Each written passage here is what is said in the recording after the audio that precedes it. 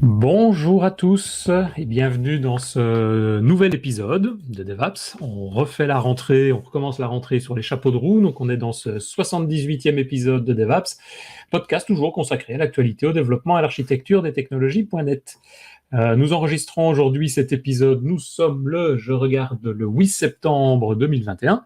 En direct sur Twitch pour ceux qui nous suivent depuis cette plateforme. Je suis Denis Voituron, accompagné de Richard et de Christophe, que je vais faire monter tout de suite. Hop, hop, les voilà. Bonjour les filles, comment allez-vous? Hello. Ça va. Ça va? Oui. Content de cette rentrée?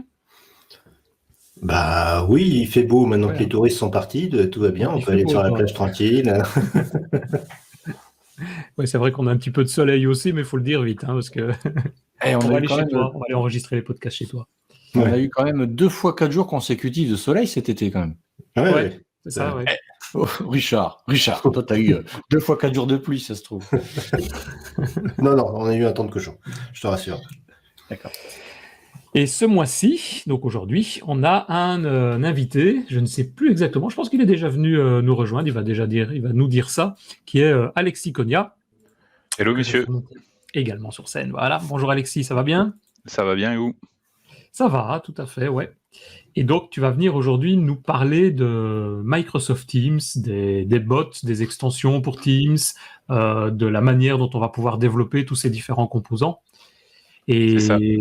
Voilà, mais avant ça, peut-être expliquer un petit peu pour ceux qui ne te connaîtraient pas encore, les rares personnes qui sont dans ce cas-là, qui tu es, ce que tu fais, pourquoi tu nous parles de Teams d'ailleurs. Eh ben écoute, ouais, je m'appelle Alexis Cogna, je suis développeur, pour faire simple. J'ai créé ma société il y a 8 ans maintenant, où à l'origine, et d'ailleurs tu disais si j'étais déjà venu dans DevApps, mais je pense que je suis venu une fois où on a parlé de Skype, et peut-être même de Teams, je pense que je suis déjà venu 2 fois. T'es venu le 11 janvier 2017 et le 31 octobre 2017. Voilà, donc voilà. Richard est là. Ouais. C'est sur le site de DevApps. C'est le Wikipédia de DevApps, Richard. Et donc, en fait, à l'origine, on développait des applications pour Skype for Business. Et maintenant, donc pour Teams, forcément, c'est un peu la suite logique des choses.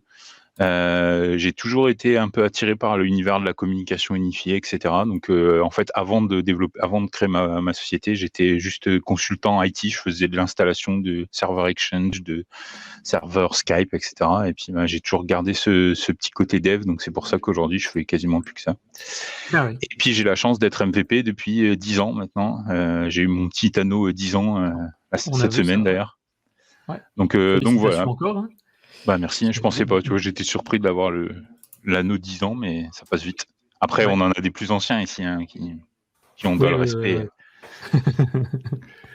Mais voilà, donc c'est pour ça que je viens vous parler de Teams, parce que c'est un sujet que j'aime bien, et puis c'est un sujet que je côtoie tous les jours, parce qu'on développe des apps autant pour nous et parfois pour des clients aussi en mode expertise, donc voilà. Ouais, c'est ça, ok. Et donc, tu vas venir nous parler de ça aujourd'hui. C'est ça. Parler de Teams, donc de comment on fait pour développer. Développer quoi principalement? On utilise souvent plus quoi? Il y a des bots, il y a des extensions, enfin il y a plein de choses dans Teams. Ouais. Mais qu'est-ce qu'on fait en général? Eh ben en fait, je peux partager mon écran à ce moment-là. Ce sera peut-être. J'avais fait une petite slide d'intro. Hop. On va reprendre là. Donc en fait, pour rappel, j'avais mis le lien ici. Je suis venu pour un meet-up, donc DevApps, c'était début juillet, je crois, le 6 juillet, ou dans ces alentours-là, pour finir la saison, où on a parlé en fait un peu plus en mode, je vais dire, radio libre, si je peux dire ça comme ça, mais de développement autour de Teams. Et donc on avait introduit un peu le sujet. Donc j'ai remis ce slide-là parce qu'en fait, il synthétise un peu à l'heure actuelle tout ce qu'on peut faire autour de Teams et toutes les technos qu'on peut utiliser. Donc en effet, une app Teams, en fait, elle a plusieurs modalités disponibles. Ce qu'on connaît le plus, c'est les bots et les tabs, parce que c'est ceux qui sont utilisés le plus par les clients aujourd'hui. Et on commence à avoir pas mal aussi les message extensions et les meeting extensions. Donc en fait, les message extensions, ils permettent d'enrichir les messages que vous envoyez à vos collègues, soit en chat, soit dans des channels, etc. Par exemple, nous, on l'utilise beaucoup pour envoyer des des messages ou contextualiser des messages sur notre Azure DevOps, où en fait il y a un petit plugin Azure DevOps qui existe avec un message extension, et vous pouvez chercher des items, des bugs, des PR, etc. Et en fait ça met en forme de façon très propre, avec un raccourci, etc., les infos. Donc ça, c'est un message extension. Et les meeting extensions, c'est des nouvelles choses qui permettent de contextualiser en fait les meetings. Donc au lieu d'avoir que la vidéo, le PowerPoint ou les autres infos, en fait on a un peu de tout. On peut avoir mettre une application, ce qu'ils appellent on stage. Donc en fait, comme je fais là, au lieu de partager mon écran, je pourrais partager mon application et interagir, etc. Ouais. Le tab, enfin il y a pas mal de choses, et en termes de techno, au final la base c'est surtout du JavaScript, tout ce qui est tabs et front-end on va dire, et le back-end. Donc en fait on peut utiliser un peu n'importe quelle techno, la techno qu'on souhaite, et utiliser les outils disponibles développés par Microsoft. Et c'est pour ça que Blazor est hyper idéal pour Teams, en fait. Ça y est, il y a longtemps. Non, mais... ça peut être, en effet... Comme dialogue. C'est même vrai. Non, mais tu as raison. Moi, je connaissais pas plus que ça. Je connaissais Blazor de par vous en premier, parce que vous en parlez régulièrement, et je sais que c'est une techno que vous aimez bien. Mais j'ai découvert un petit peu. C'est vrai que ça facilite quand même pas mal de choses. Et la preuve, je vous le montrerai après, mais Microsoft a mis en ligne un nouveau toolkit, et pour .NET, en fait, la première chose qu'ils ont mis, c'est Blazor, parce que c'est beaucoup plus simple que les autres environnements. Juste pour synthétiser en fait un peu ce slide, ce qui est important de comprendre dans le développement Teams, c'est que Teams ne hoste rien. C'est-à-dire que le service en lui-même ne va rien hoster pour vous. Vous n'allez pas publier votre app et c'est Teams qui va s'occuper du hosting. Pas du tout. En fait, vous allez configurer Teams pour qu'il pointe vers vos services. Donc en gros, c'est ni plus ni moins que des raccourcis. Un bot, ça va être un raccourci vers une URL, une API back-end qui va répondre sous le protocole, si je peux dire, c'est pas vraiment un protocole, mais sous la façon dont Teams l'impose, avec votre back-end. Les messages extension, c'est pareil, c'est une API back-end. Et pour tout ce qui est front-end, donc par exemple les tables, les apps, les modules, etc., on va utiliser une librairie JavaScript pour interagir en fait et faire le pont entre votre app et Teams. Je l'avais montré. C'est un peu le cas d'ailleurs, je pense aussi, même pour tous les services de base fournis par Microsoft, c'est plus une sorte de concentrateur. Hein, donc, si c'est il y a un onglet fichier, il va mettre tout ça dans SharePoint ou dans OneDrive. Donc, il n'y a pas vraiment d'infos stockées dans Teams en lui-même, quoi. Oui, donc après, tous ces services-là peuvent être hébergés dans Azure sans aucun problème. Mais comme c'est un raccourci, s'il y a des clients qui ont, par exemple, et il y en a beaucoup, qui sont sur des services concurrents comme Slack, ça va peut-être, et très souvent, c'est des gens qui hébergent sur Amazon Web Services ou sur Google ou ce genre de choses. Ils n'ont pas besoin de mettre leur service sur Azure pour que ça fonctionne. En fait, comme c'est juste du web, ils peuvent très bien le laisser sur leur environnement et l'interagir avec Teams, il n'y a aucun problème. Ouais. Le seul petit point que je voulais, pour terminer là-dessus et passer un peu au code, c'est la partie Power Platform, parce qu'on en entend de plus en plus parler, et notamment de Power Apps. Donc en fait, c'est ce qu'ils appellent le low-code. Donc en fait, c'est une application où on peut la créer à partir d'un IDE et mettre un peu de code un peu plus spécifique. Mais il y a une grosse intégration de Power Platform et des Power Apps aussi dans Teams. C'est un peu différent parce qu'en fait, l'app est quand même hébergée dans Power Apps, etc. Mais on en voit de plus en plus et il commence à y avoir une intégration assez forte avec Teams aussi. Donc voilà. Okay. Alors, juste pour préparer l'environnement, en fait, ce qui est primordial d'avoir pour développer autour de Teams, déjà c'est accès à Teams, forcément. Donc il existe un programme de développement pour Teams, enfin pour Office 365 et pour Microsoft 365. Donc vous pouvez avoir en tant que développeur un accès à un tenant. Donc le tenant, en fait, c'est votre environnement Office 365. Avec tous les services, donc c'est même des licences E5, donc les E5 c'est le niveau le plus haut en termes de licence Office, sans la partie téléphonie, donc il n'y a pas de conférence, etc. Mais en tout cas vous avez quand même accès à tous les services. Et c'est gratuit pendant 1 an, ou dans tous les 90 jours, Et en fait, il y a un monitoring qui est fait, et si vous l'utilisez, automatiquement, il est renouvelé, et vous y avez accès tout le temps, en fait. Donc ça, c'est intéressant d'avoir et de le savoir. Et ça, on doit créer alors un autre compte, donc une autre adresse mail pour pouvoir utiliser ce programme-là et avoir un compte de développement. Alors, c'est ça? C'est ça. En fait, par exemple, tu vas créer un tenant Office 365 qui va s'appeler devaps.onmicrosoft.com. Après, tu pourras mettre des domaines custom si tu le souhaites, mais tu auras ton propre environnement avec la liste des utilisateurs.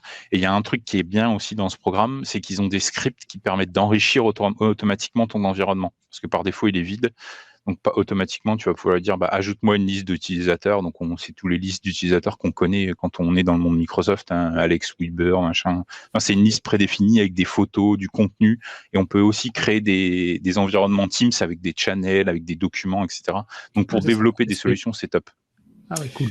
En fait, la difficulté qu'on peut se poser, c'est est-ce que mon idée d'application pourrait être mise dans Teams? C'est ça, en fait, qui est toujours...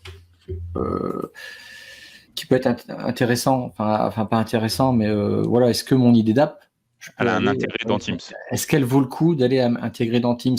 Parce que Teams, on va dire le commun des mortels, c'est un truc de communication, de téléphonie, point, en fait. Et je pense qu'il n'y a pas de point, en fait. C'est plutôt une virgule, quoi. Et c'est une question qu'on peut se poser. Ouais, mais en fait, c'est toi en tant que développeur, ce qui est la meilleure façon de t'en rendre compte, c'est d'essayer, de connaître les fonctionnalités, d'essayer un petit peu, voir ce que tu peux faire. Et ça, c'est la meilleure des façons de s'en rendre compte. Mais en effet, mettre ou en tout cas développer une application Teams pour juste avoir un raccourci dans Teams, je pense que ça n'a pas vraiment de valeur. Et malheureusement, il y a quand même beaucoup d'apps dans le store aujourd'hui, et surtout les apps qui sont là depuis longtemps, où c'est ça en fait. C'est des apps qui sont présents sur le store, mais c'est ni plus ni moins qu'un raccourci vers leur application. C'est une iframe. C'est ça, en fait, c'est ça. Quand je disais que c'était un raccourci Teams, les tabs, c'est ni plus ni moins que ça. Hein. C'est un iframe configuré un peu spécifique, avec une configuration un peu spécifique, mais c'est ça. Donc en fait, il tire pas toute la valeur de Teams, et ça, c'est dommage. C'est vrai qu'on peut penser à toute une série d'applications. Je réponds un peu à Christophe. Dès qu'on doit communiquer, dès qu'on est en équipe et qu'il y a 2-3 personnes, et qu'il y a un aspect de communication dans une application, ça peut être intéressant, quoi. Ouais. De rajouter des bots pour automatiser ça, de pouvoir dialoguer et d'envoyer des messages à quelqu'un, mais en passant par l'application pour enrichir les informations et les messages. Et puis de gérer choses, quoi. Oui, c'est ça, et puis de gérer aussi le contexte de sécurité, parce que on est authentifié, et je vous le montrerai après, mais et c'est un peu le parallèle avec le deuxième point, c'est qu'il faut un compte Azure. Il est quand même nécessaire d'avoir un compte Azure pour tout ce qui est configuration, notamment des apps et des droits d'accès. Donc en fait, on parle beaucoup de Microsoft Graph. Je ne sais pas si vous voyez ce que c'est, mais en fait, Graph, c'est le point d'entrée de toutes les API pour Microsoft 365. Donc, vous pouvez accéder à vos informations d'utilisateurs, accéder aux informations de Teams, de SharePoint, de Exchange, de votre calendrier, etc. Et pour pouvoir accéder à ce service-là, en fait, il faut déclarer l'app dans Azure AD avec des scopes spécifiques pour dire mon application accède à telle ressource, telle ressource, telle ressource. On sait de l'OAuth, OpenID, comme on peut le faire avec d'autres API, mais ça, c'est nécessaire d'avoir. Ouais. Et forcément, il faut avoir l'IDE. Alors, on peut le faire avec Notepad, mais bon, c'est un peu long. Mais soit VS Code, soit Visual Studio, en fonction des langages que vous voulez utiliser. Les deux grands langages qu'on utilise aujourd'hui pour Teams, c'est soit du Node.js, du TypeScript Node.js ou du .NET. Et le plugin Teams Toolkit V2 qui est en preview aujourd'hui, et je précise bien V2 parce que le V1 il a permis de démarrer, mais c'est un peu plus compliqué. Mais le Teams Toolkit est vraiment très utile, et je vais vous le montrer après, pour démarrer from scratch et très vite et avoir un environnement qui marche. Parce que sinon, il y a beaucoup de configurations et c'est là où on peut s'y perdre. Donc voilà. Okay. Juste pour vous. Oui, vas-y, dis-moi. Non, vas-y. Montre-nous du code. Oui, on va faire muse. Alors, juste pour vous montrer, donc en fait, donc là, c'est mon environnement justement de dev que j'ai créé avec un. Je vais zoomer. C'est pour mes petits yeux. Vous savez qu'il n'y a pas de jeu dans le store de Teams? C'est bizarre. Même pas le jeu de cartes. Je viens de regarder. Oui, c'est vrai. Il n'y en a pas un qui a pensé à faire un jeu en commun, quoi. Enfin, Il y a des validations par Microsoft. Imaginons on fasse ça. Justement, je peux vous en parler. J'allais vous montrer juste un premier exemple, c'est vous montrer l'app qu'on vient de lancer nous, et vous allez voir un peu le principe. Et donc en fait, c'est le même principe qu'un store mobile. Donc vous développez votre app, et après il y a un processus de validation. Nous on a mis 3-4 mois pour le valider. C'est quand même assez bien fait parce qu'ils testent beaucoup. Il y a une équipe spécifique qui accompagne les partenaires ou les gens qui veulent pour pouvoir mettre l'app sur le store. Donc maintenant, on peut plus faire comme on veut en fait. Hein. C'est pas. Oui, donc on a fait, le on store. peut pas mettre de jeu, quoi. Non. Il y a des catégories. Oui, mais c'est bizarre parce qu'on pourrait. Bah, tiens, il y a un moment de détente au lieu de. Bah, quand tu es en présentiel, tu vas aller à la cafette, tu vas aller au baby-foot. Et du coup, là, on autorise, mais du coup, là, on serait en un confinement. Il existe des apps comme ça. C'est marrant que tu t'en parles, mais il existe des apps. Je sais qu'il existe des apps, par exemple, c'est machine à café. Alors, c'est Powell, je crois, par exemple, qui a une app de ce genre-là. Mais ici, on se retrouve sur le store, et juste pour vous montrer, nous, par exemple, donc l'app, elle s'appelle Waldo. Tout ça, c'est des infos qu'on doit passer dans un manifeste et où on va déclarer les permissions qu'on utilise. Donc nous, par exemple, ici, on lui dit les informations et on peut l'ajouter automatiquement dans Teams. Et ça interroge notre back-end. Voilà. Ça interroge ici notre back-end. C'est nous qui envoyons ces messages-là avec des formes, un format JSON. Et en fait, on peut interagir directement avec lui ici. Je vais pouvoir m'authentifier. Donc, on a une partie SSO. Une fois que je suis authentifié, en fait, ici, on est vraiment comme à l'époque dans un système de téléphone où tu vas prendre les fonctions du téléphone, autoriser à tel endroit du téléphone. C'est exactement un parallèle qui est similaire. Et donc ici, par exemple, ce qu'on fait, nous, derrière, c'est qu'on interroge le graphe pour connaître nos teammates, donc nos collègues, basés sur les communications précédentes qu'on a pu avoir. Donc, en fait, notre app se connecte au graphe, elle scrute tous les chats qu'on a eus et elle prend les 10 derniers destinataires et elle nous propose nos collègues, pour avoir, pour mettre une contextualisation. Donc, par exemple, juste pour vous montrer après la partie table, je vais juste continuer ça, hop. Moi, là, je suis en home working tous les jours. Et voilà. Et en fait, ici, je vais retrouver mon calendrier. Et le but de cette application, c'est de pouvoir voir quand est-ce que mes collègues y sont au bureau, quand est-ce que je dois aller au bureau. J'ai plein d'infos et tout ça est tiré du graphe. Donc, tout tourne dans l'environnement Teams et on utilise le contexte de Teams pour pouvoir interroger et contextualiser nos informations. Donc, par exemple, ici. Tu as développé ça en TypeScript ? C'est du TypeScript, ouais. Alors là, c'est une app Angular, en fait, l'app qui tourne ici dans une iframe. Et elle utilise des composants Microsoft Toolkit. Donc, c'est une librairie UI qui permet d'avoir des composants tout faits qui viennent du graphe. Donc, en fait, il récupère la photo du graphe, il récupère le nom du graphe, etc. En fait, au niveau UI, t'as pas eu de difficulté, quoi. Tout était, entre guillemets, du Toolkit. Il n'y a pas de difficulté. Alors après, tu pourrais très bien le faire, mais ça fait surtout gagner beaucoup de temps, quoi. Voilà. Donc, si on veut démarrer une nouvelle application, on va lancer Visual Studio. Et vous allez voir qu'en fait, il y a un template qui est créé. Donc, je vais créer un nouveau projet. Et il va me générer pas mal de choses pour moi qu'on devait faire à l'origine à la main. Donc, c'était un peu long.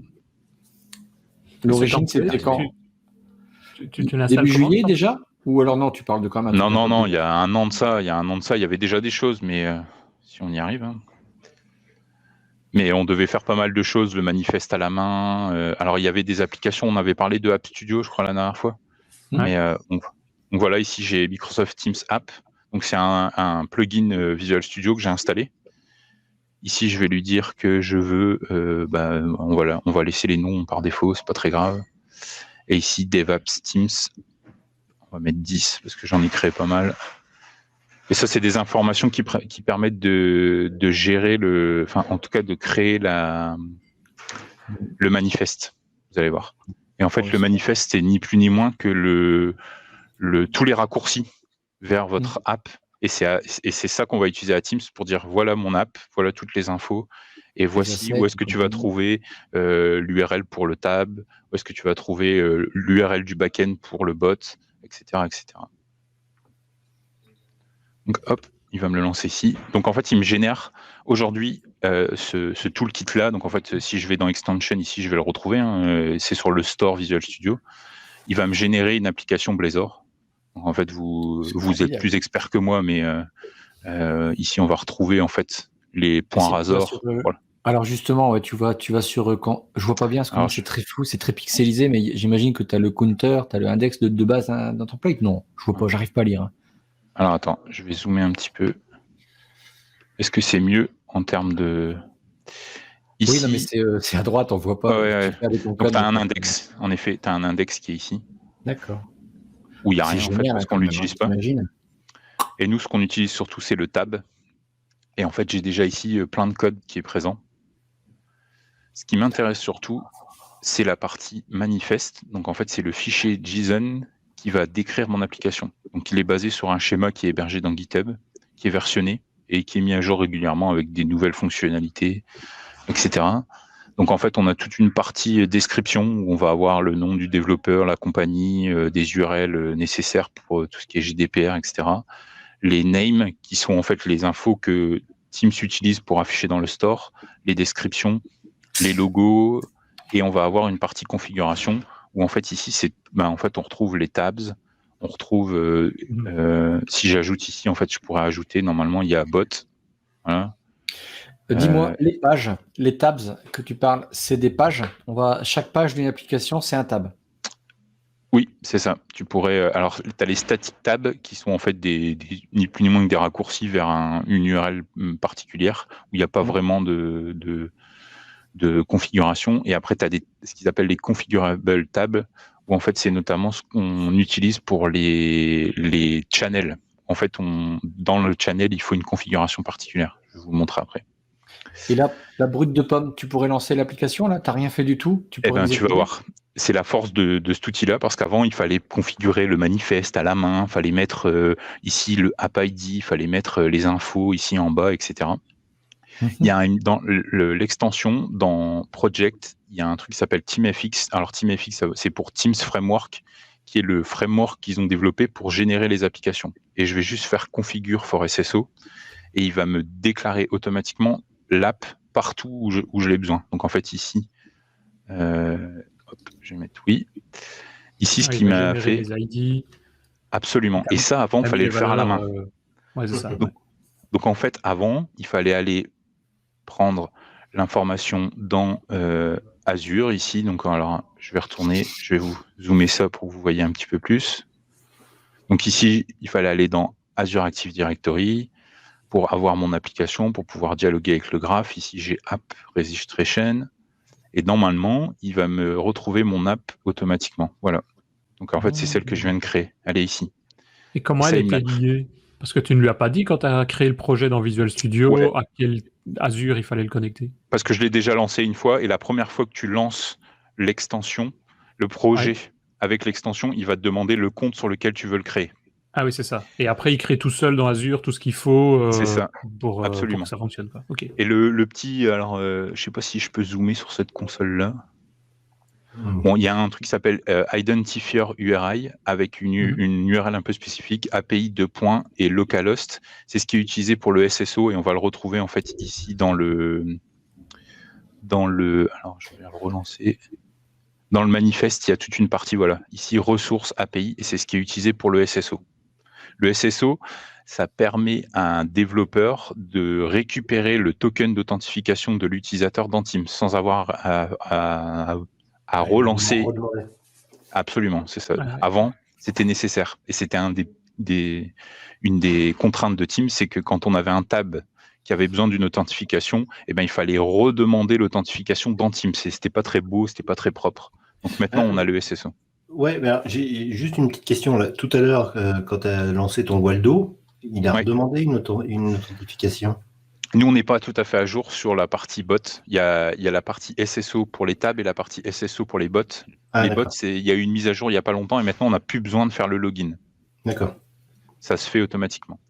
Et donc, maintenant que j'ai fait ça, il m'a créé, comme vous l'avez vu, toutes les ressources. Et je vais vous montrer une autre chose qui est intéressante pour les développeurs, c'est qu'il existe un portail en preview qui s'appelle dev.teams.microsoft.com. Et en fait, c'est la nouvelle version d'App Studio. Je ne sais pas si vous vous souvenez, je pense que j'en avais parlé au mois de juillet, mais avant, il y avait une application dans Teams qui permettait de créer les apps et de créer les manifestes.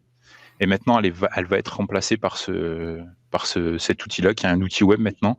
Et normalement, si je fais F5, il devrait m'afficher mon app que j'ai créée, My Teams App 2, automatiquement. Voilà.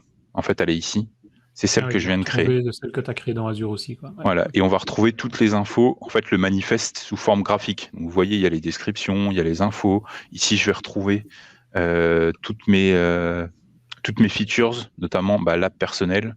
Je vais pouvoir ajouter des bots, etc. Et derrière ça, en fait, ça génère le manifeste de façon automatique. Et on va pouvoir aussi publier directement depuis le store.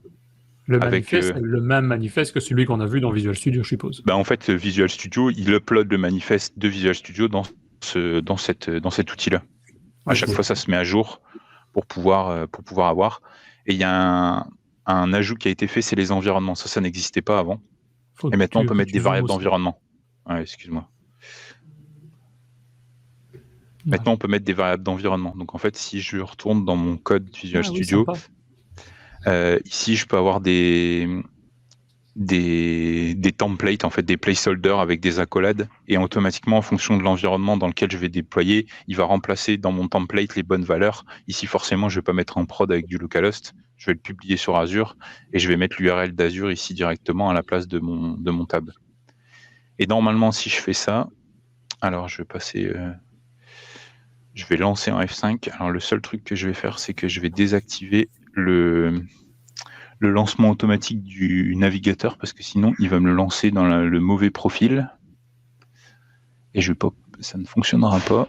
Donc, je vais juste récupérer. Donc en fait, le template ici est configuré pour automatiquement lancer le client Teams en mode web et d'installer l'application. Et ça aussi, ça n'existait pas avant. Et ça, c'est quand même très très bien fait. Et pendant que ça démarre, que ça tourne, le projet ici, donc tu as créé sur base du modèle Visual Studio. Comme on l'a vu, il a créé d'office, par défaut, un Blazor, un projet de type Blazor. Maintenant, tu disais, on peut utiliser du TypeScript ou d'autres langages. Ça, tu le choisis aussi au moment de la création du projet dans le template? Ou c'est par défaut Blazor et puis tu te débrouilles si c'est autre chose? Alors, sur Visual Studio, aujourd'hui, c'est Blazor. Il va y avoir de nouveaux langages. Si tu veux, par exemple, faire du Node, il faut utiliser VS Code. C'est ça, ouais. Si tu veux rétrograder. Ce qui est logique, je pense que ceux qui font du Node.js ou du TypeScript ils utilisent VS Code. Utiliser VS Code que Visual Studio. Ouais. Et tu as la même chose, les mêmes facilités dans Visual Studio Code que pareil. C'est exactement pareil. Là, je dirais même que dans VS Code, il y a des fonctionnalités un petit peu plus avancées parce qu'en fait, ils utilisent les fonctionnalités de plugin de VS Code et en fait, il y a un peu plus d'infos pour pouvoir déployer automatiquement dans une Azure Function ou dans une Azure App Service. Il y a pas mal d'options supplémentaires. Donc là, mon app, elle est lancée. Et ici, je vais prendre mon contexte Teams que j'utilise et donc en fait l'URL c'est teams.microsoft.com et automatiquement il y a une syntaxe où on va lui dire l'app ID qu'on veut utiliser et lui dire d'installer le package. Et donc normalement ça va lancer mon client Teams et hop, automatiquement il va récupérer l'app dans mon environnement en fait développeur et je vais pouvoir directement l'ajouter dans mon client Teams pour pouvoir la tester. Alors, il y a un avantage sur le fait que ça se lance en web, c'est qu'on va pouvoir utiliser les fonctionnalités de développement du navigateur et d'avoir accès aux Developer Tools. Alors, sur le client lourd, c'est aussi possible, mais c'est un petit peu plus compliqué parce qu'il faut lancer le client en mode développement. Et en bas à droite, on a une option pour lancer en fait le DevTools de Chromium directement. Et donc là, mon app, elle est lancée, j'y accède. Donc toi, tu conseilles, c'est comme ça que tu fais, c'est que tu le démarres toujours Teams en mode web pour pouvoir après visualiser. Il n'y a pas de différence réellement. Si ça marche en mode web, a priori, ça marche Normalement, ça doit marcher partout. Et c'est pour ça que je pense qu'il y a un attrait aussi intéressant dans Teams, c'est que comme c'est des raccourcis qui sont des raccourcis web ou des raccourcis back-end, et automatiquement, on bénéficie aussi de toutes les plateformes sur lesquelles Teams tourne. Donc demain, si vous voulez que votre utilisateur il utilise Linux ou macOS, en fait, vous avez rien à faire parce qu'il va utiliser Teams et c'est Teams qui va faire l'abstraction du navigateur. Et ça va marcher pareil sur desktop que sur mobile. La seule chose que vous allez avoir à faire sur mobile, c'est forcément adapter l'UI pour que ça s'affiche en mode mobile. Mais c'est exactement pareil.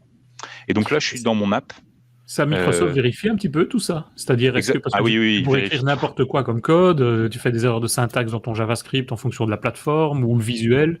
Donc il y a des vérifications de ça, quoi. Ouais. Ah oui, et il vérifie même des fois l'expérience utilisateur où, par exemple, quand tu vas annuler une action, il va te dire là il n'y a pas le bon bouton pour dire que c'est vraiment hyper poussé, c'est vraiment très très très bien fait. Nous je te dis, on a eu quand même pas mal d'allers-retours, mais par exemple sur Waldo, je vous ai montré tout à l'heure le premier message qui s'affiche pour dire bienvenue. Ils nous ont dit ça, il faudrait peut-être mettre plus ce texte-là parce que pour l'utilisateur ça peut être confus, etc. Franchement, c'est vraiment très bien fait. Oui, mais est-ce qu'ils sont tu le dis très positivement, ça veut dire que ça se passe bien, mais à l'époque de Windows Phone, les stores, ils étaient casse-couilles en fait. Et ça mettait une plombe à valider. Mais toi, je suis très négatif de ce côté-là. Toi, tu as l'air carrément plus positif parce que c'est bien. Mais est-ce qu'ils sont bloquants pour autant au niveau de l'UI? Parce que si tu dis non, c'est pas bloquant l'UI quand même. Non, c'est pas bloquant, mais après, en fait, maintenant, ils essayent. Je pense qu'au début, il y a tellement eu d'apps qui ont été poussées sans trop de vérification parce qu'ils voulaient qu'il y ait des apps sur le store. Oui. En fait, il y a plein de trucs qui sont pas intégrés. Et maintenant, ils sont un petit peu plus vigilants là-dessus. Et tant mieux parce qu'en fait, ça pousse ton application à avoir une vraie intégration avec Teams. Et il ne faudrait pas que ce soit un refus de publication parce que ton bouton est trop à droite ou trop à gauche. Pense pas. Non, je pense pas. C'est plus sur l'expérience. Ils mettent de la qualité, quoi. Exactement, c'est vraiment pour tirer l'application de façon très positive. Et donc, juste pour vous montrer, aujourd'hui, l'avantage de la partie web, et notamment du tab, c'est qu'on n'a pas besoin de configurer une publication de l'app sur le web pour qu'elle soit accessible, etc. Ce qui est parfois le cas avec le back-end, et notamment les bots. Forcément, comme Teams, c'est un service SaaS hébergé, quand vous avez un bot, il faut qu'il puisse accéder à ce bot en tant qu'API, et donc il faut publier votre app sur le web, soit en la mettant sur Azure, mais pour débugger c'est un peu compliqué, où il faut en fait publier votre app locale sur le web avec des petits outils comme ngrok, je ne sais pas si vous connaissez. Oui, tout à fait. Ça redirige le trafic sur ta machine locale, quoi. C'est ça, et donc en fait ça permet d'avoir une app visible depuis Internet, et Teams peut y accéder. Donc c'est parfois un peu compliqué aussi à mettre en place, mais l'avantage avec un tab, c'est que là en fait elle pointe vers localhost parce que mon client web, comme c'est Iniframe, il sait accéder à localhost et j'ai dit à Teams autorise localhost. Et si je clique sur le bouton authorize, là on va utiliser la partie SSO. Alors ça devrait planter, il devrait avoir une erreur parce que ma pop-up elle va être bloquée. Bloquée par le navigateur, c'est ça que tu veux dire? Ouais, c'est ça, mais alors forcément, comme c'est sur localhost, c'est un peu plus lent aussi, mais bon, pour développer, c'est largement suffisant. Et au niveau de l'interface, déjà, qu'on parle du UI, tout en haut, en fait, on est quand même orienté à mettre des tabs en haut et non pas des tabs verticales, comme on le voit. Tu as utilisé un template Blazor de Teams. Là, ça marche. Tu vois, par défaut, ils mettent les tabs à gauche, comme dans beaucoup d'applications.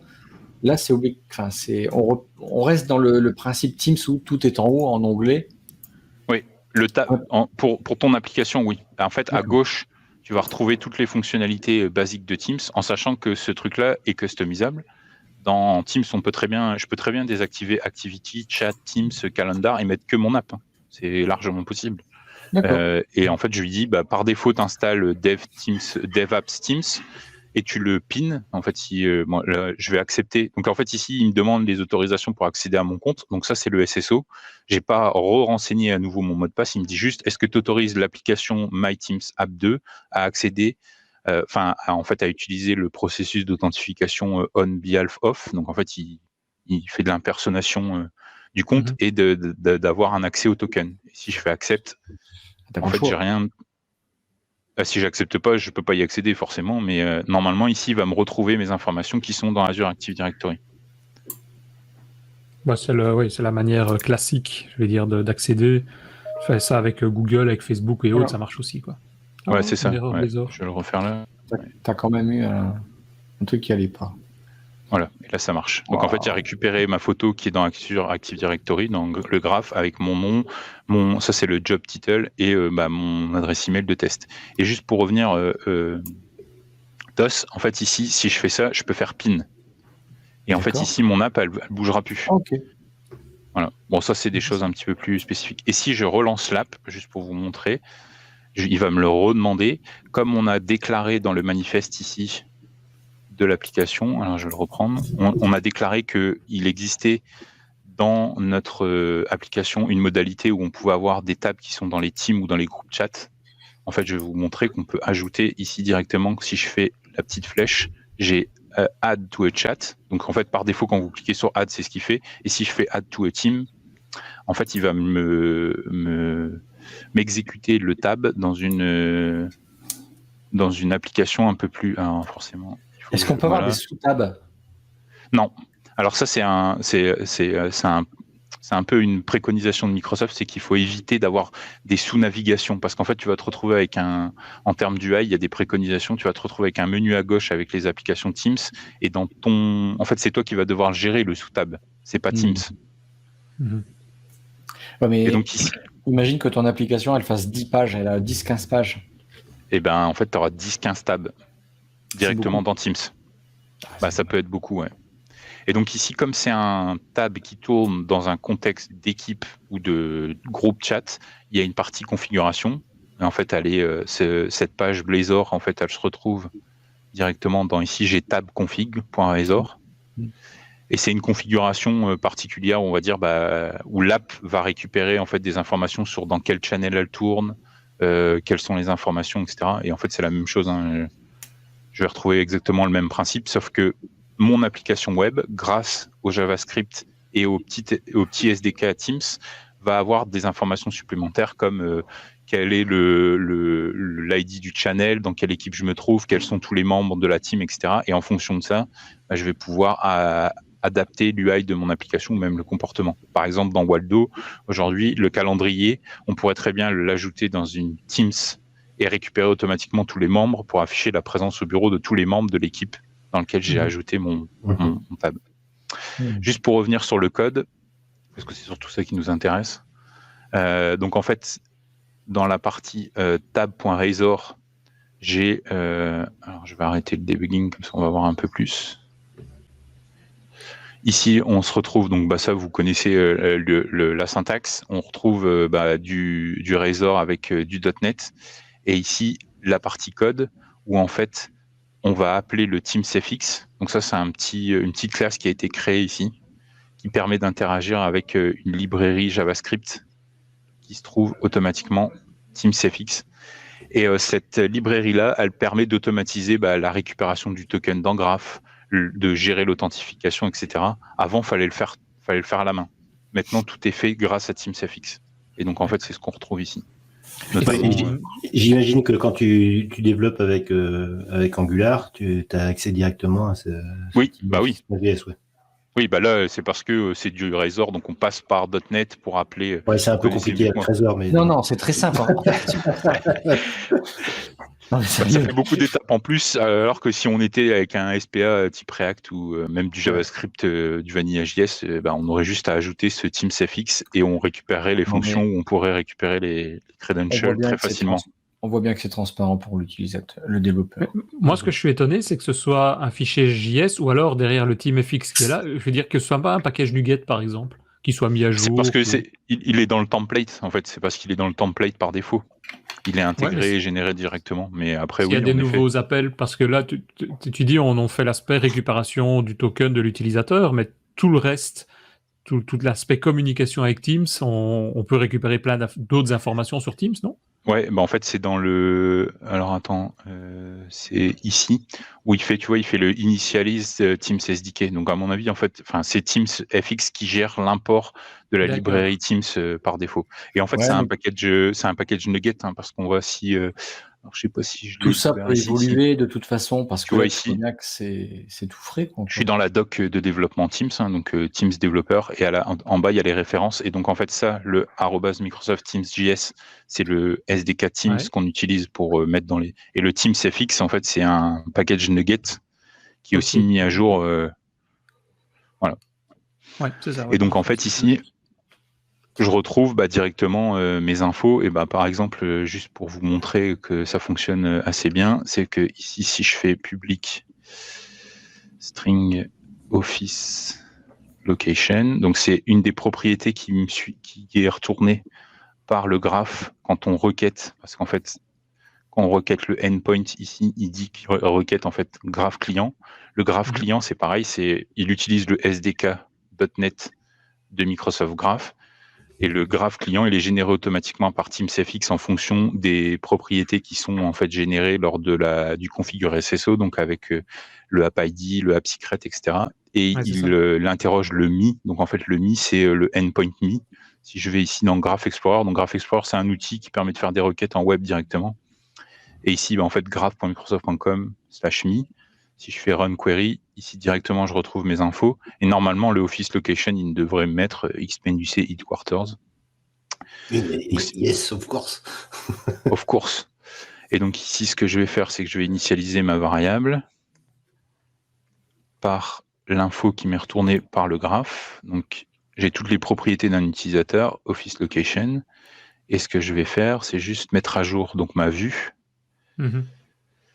avec le Office Location.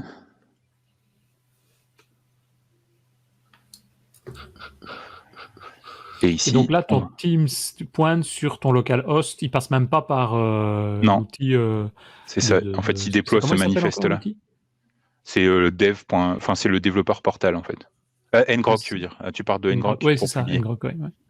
Bah, pour le tab, c'est pas nécessaire. En fait, ici, tu vois le manifeste, il est configuré. Et la seule subtilité pour dire à Teams qui peut accéder à localhost, c'est ici, il y a une propriété qui s'appelle valid domains, où en fait, il faut mettre localhost. Et en fait, ici, il faut lister tous les domaines sur lesquels Teams a le droit de faire la requête. Sinon, en fait, ça sera bloqué. Il dira, c'est un domaine que je connais pas, donc je peux pas y accéder. Oui, donc si dans ton application Angular ou Blazor, tu t'appelles d'autres API qui sont hébergées autre part, il faut les déclarer ici. Absolument, c'est exactement ça. Et donc ici, si je fais ça, normalement, il devrait pouvoir se connecter à mon app.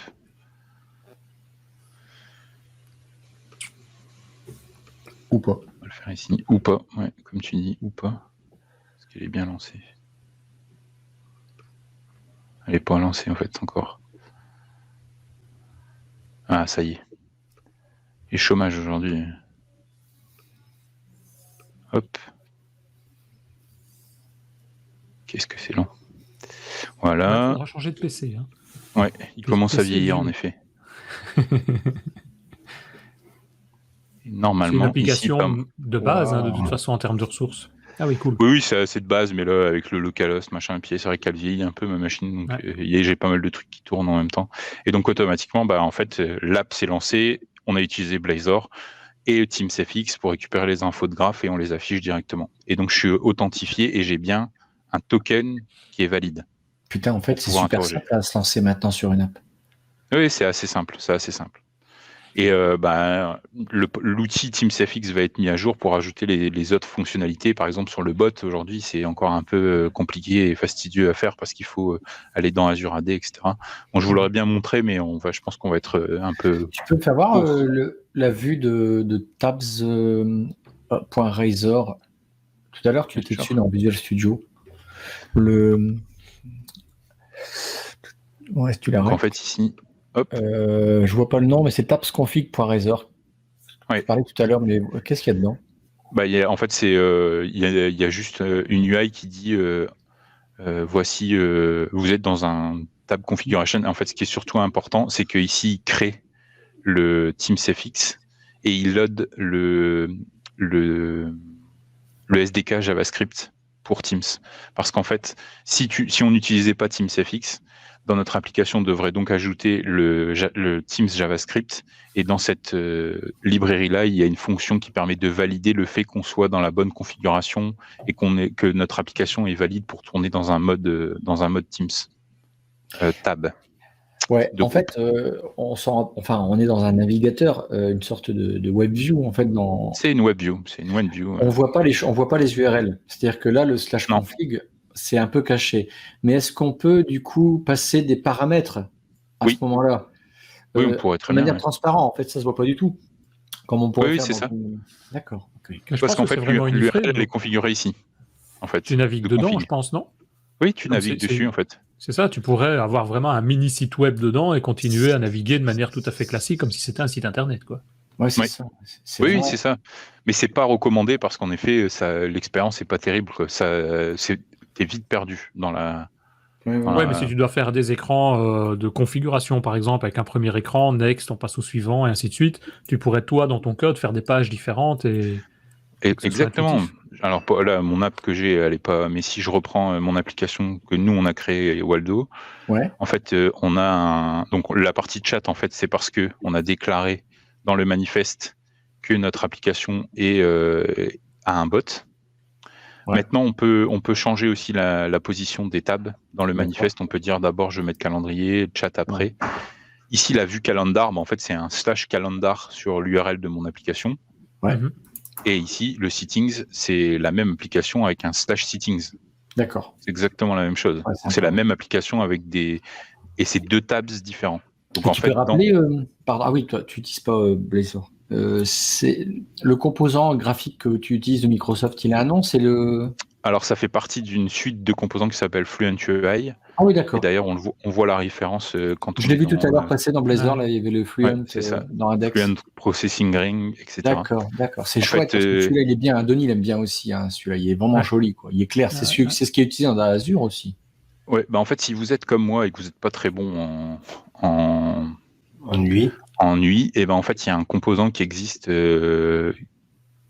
exprès avec plein de. Donc, il fait partie de la suite Fluent UI, qui sont tous les composants. Mais en fait, ici, on peut la retrouver.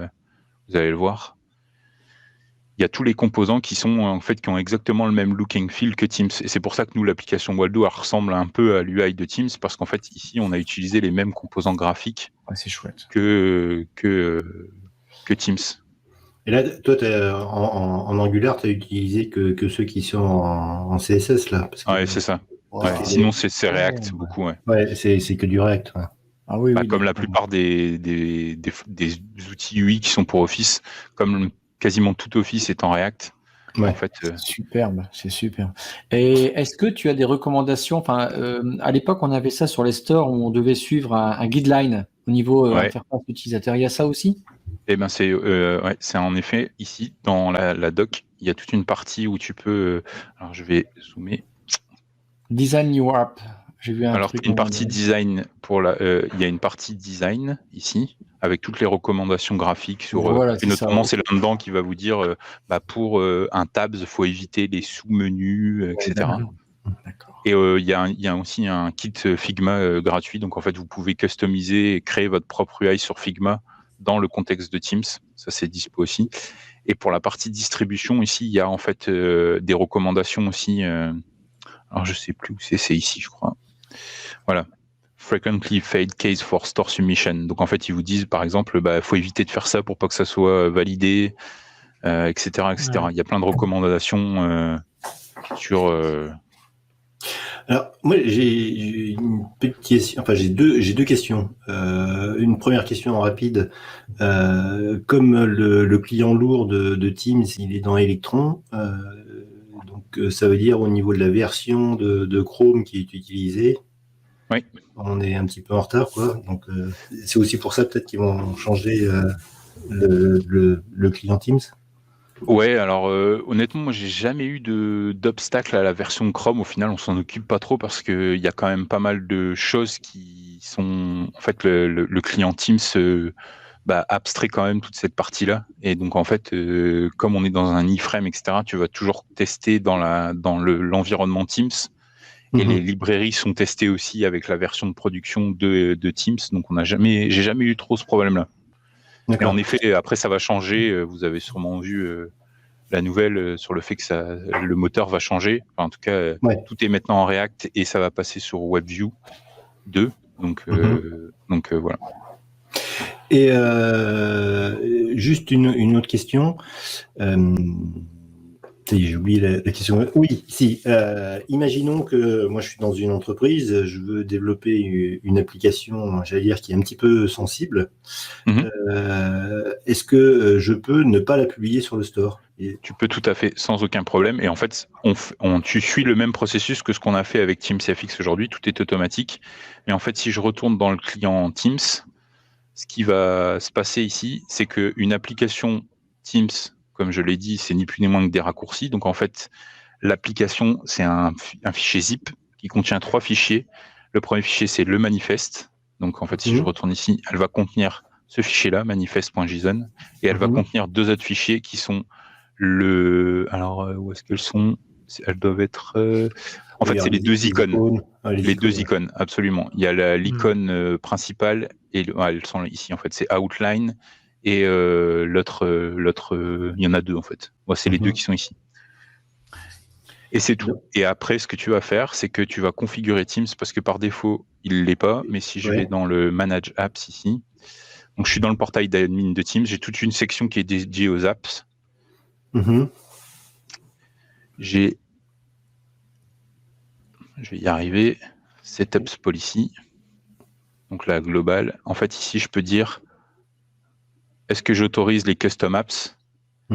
Tu le mets à oui. Et en fait, dans ton client Teams, si je le reprends ici, tu vas pouvoir aller dans le store. Et en bas, tu vois, tu as un truc Submit Custom Upload a Custom App ou Submit an App Catalog. Et en fait, tu peux aussi avoir un catalogue pour ton entreprise. Et si tu mets Submit, c'est ici, pardon. C'est soit Upload for me ou Upload for your org. Donc for me, c'est en fait, elle va tourner que dans ton client Teams pour toi, pour tester ou dans ton équipe. Et tu peux le mettre sur Upload My Org. Et en fait, ici, tu vas retrouver une nouvelle section qui est mis Build for le nom de ton organisation. Et en fait, tu vas avoir ton propre store d'entreprise avec tes apps à toi. D'accord. Et donc, du coup, là, ça passe pas du tout par une vérification de Microsoft. Tu fais comme tu veux, là. Absolument. C'est plein de sous-menus et tout. C'est classe. C'est ce que tu veux. Et tout ce qu'ils ont voulu faire pour Windows, ils l'ont fait sur Teams. Non, mais au final, il y a quand même beaucoup d'apps qui sont présentes et il y en a de plus en plus, des apps de plus en plus populaires. Et en fait, en développant, on se rend compte que même toutes les apps qui sont ici par défaut, c'est des apps dans Teams. Donc en fait, tiens, justement, toi qui parcours le catalogue tous les jours, en tant que développeur, qu'est-ce que tu recommanderais comme app? Les meilleures apps, ça reste quand même, il y en a quand même beaucoup qui sont faites par Microsoft. Celle-là, par exemple, elle est très bien, Forms.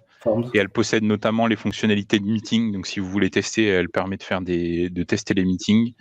Et en fait, quand vous allez créer un meeting, vous allez pouvoir ajouter cette app-là et créer des forms en avance. Et lorsque vous êtes dans le meeting, vous allez pouvoir lancer les forms. Et en fait, il y a des pop-up qui s'affichent pour les utilisateurs pour répondre aux questions et tout. Ça, c'est vraiment bien fait. Ça, c'est cool, ça. On va le tester dans un meet-up. Poly est bien fait aussi. Ouais, en fait, c'est assez simple. Hein. Vous prenez le calendrier. Alors, je finis juste là-dessus parce qu'après, je sais que. Il y a Denis qui va râler. Donc, je vais créer un nouveau meeting qui va s'appeler Meetup. Alors, je vais m'inviter. Hop. Et ici, je vais faire envoyer. Et ici, dans Meetup, si je retourne en fait dans le Edit de la section ici, vous allez voir un petit plus. Et là, je vais avoir les apps qui ont déclaré la modalité meeting. Et j'ai Forms. Je vais l'ajouter.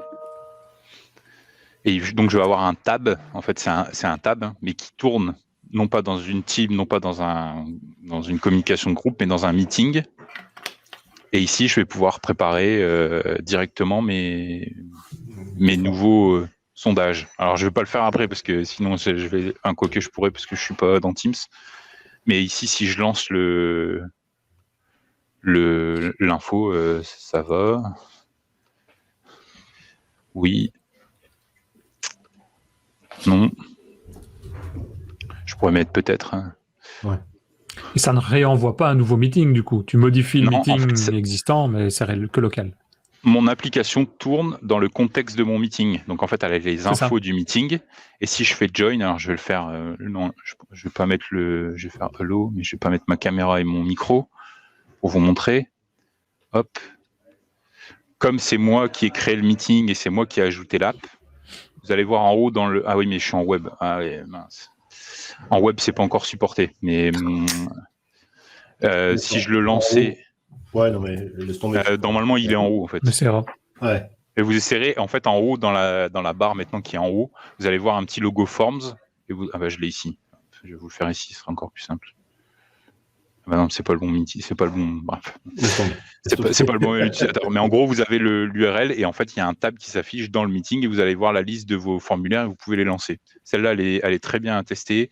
Après, il y a des apps comme Poly, qui est aussi une app de sondage, mais qui est faite par un ISV qui est très bien. Après, il y a des apps de Witivio qui sont très bien aussi, Calendar Pro, etc. Et puis Waldo aussi, il faut tester Waldo forcément. On a fait faire un peu de pub pour nous, mais voilà, il y a quelques apps qui sont vraiment bien faites. Après, il y en a beaucoup, à mon goût, qui sont encore des apps où c'est ni plus ni moins qu'un raccourci et qui ont que des tabs. Mais voilà. Voilà, messieurs. Ok, nickel. Je pense qu'on arrive tout doucement à la fin. Tu avais encore une question, Richard, une remarque? Non, je disais, la première chose à faire, c'est de télécharger le toolkit V2 et puis de tester, quoi. Ouais, absolument. Ouais. Ok, écoutez, comme on arrive tout doucement à la fin de cet épisode, je propose avant de partir, déjà une première info, c'est ne manquez pas, pour ceux qui sont sur Paris, je sais pas si c'est le cas pour toi, non Richard, on voit ton décor, à mon avis t'es pas sur Paris pour le moment, mais quand tu iras, si tu es là le 23 septembre, il y a la DEFCON, la 11e DEFCON, numéro 11, qui sera en route, je crois que c'est une journée ou 2 jours, je ne sais plus. Faites une recherche, DEFCON 11, .NET 6 par exemple, sur Internet, vous allez directement retrouver le lien. Et donc, n'hésitez pas à aller à l'intérieur de cet événement. Et donc, parlez aussi que tous les mercredis, on a, nous, toujours nos meet-up organisés par le grand Richard qui se trouve ici. Et donc, on recommence quand, Richard? La semaine prochaine. La semaine prochaine. Ouais, voilà. Ouais. Donc, vous recevrez, si vous êtes déjà présent sur la liste des meet-up, vous recevez ça par mail, vous recevez le rendez-vous. Si pas, vous allez directement sur devaps.ms/meetup, vous pouvez vous inscrire.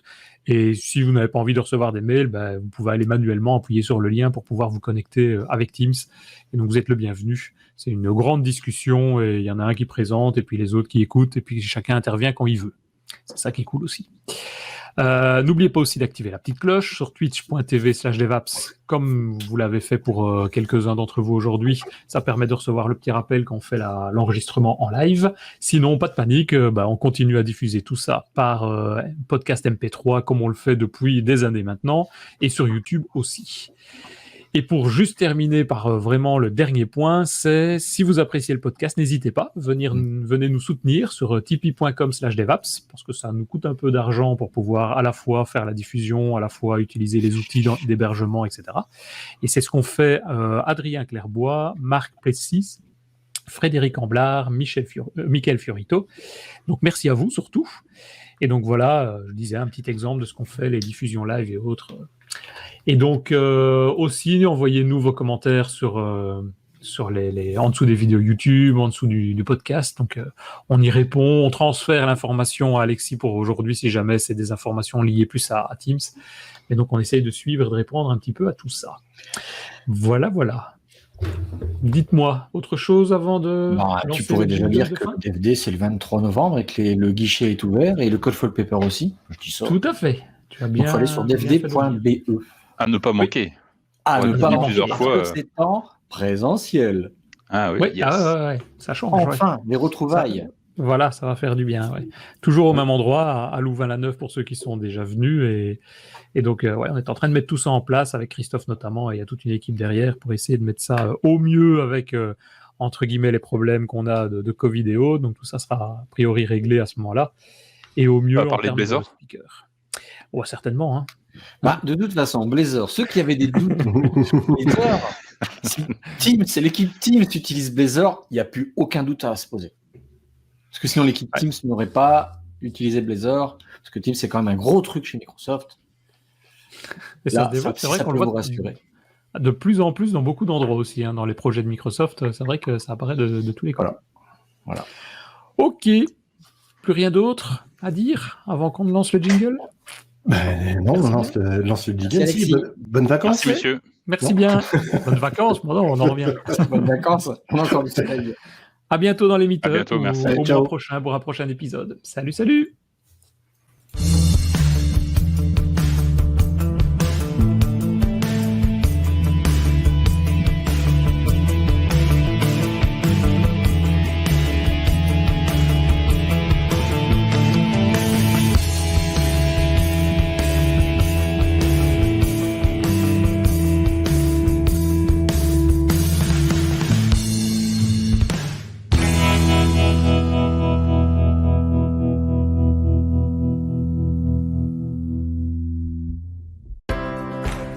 Si vous avez envie de discuter des technologies .NET avec nous, eh bien venez nous rejoindre sur notre Slack, devapspodcast.slack.com, en nous envoyant votre adresse email à slack@devaps.ms. À très vite sur Slack.